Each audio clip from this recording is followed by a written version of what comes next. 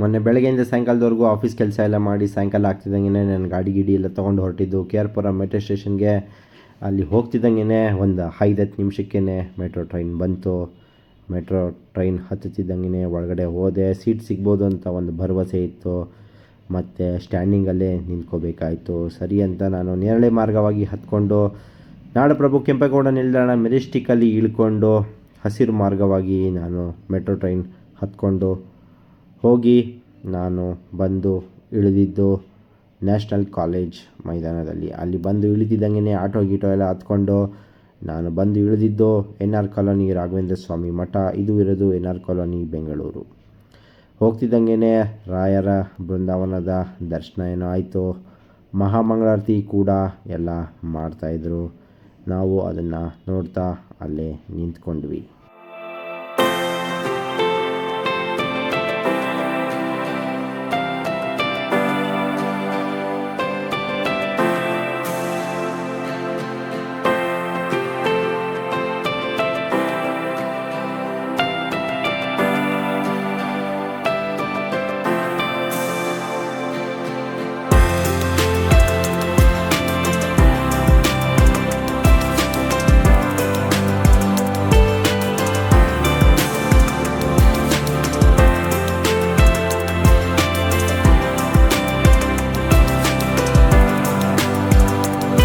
NR colony Raghavendra ಸ್ವಾಮಿ ಮಠ ತುಂಬ ಚೆನ್ನಾಗಿದೆ, ಸುಂದರವಾಗಿದೆ, ಪ್ರಶಾಂತವಾಗಿದೆ ಹಾಗೂ ವಿಶಾಲವಾಗೂ ಇದೆ.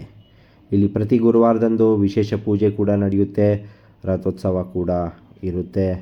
ನೀವು ಒಮ್ಮೆ NR ಕಾಲೋನಿ ರಾಘವೇಂದ್ರ ಸ್ವಾಮಿ ಮಠಕ್ಕೆ ಭೇಟಿ ನೀಡಿ ರಾಯರ ಕೃಪೆಗೆ ಪಾತ್ರರಾಗಬಹುದು.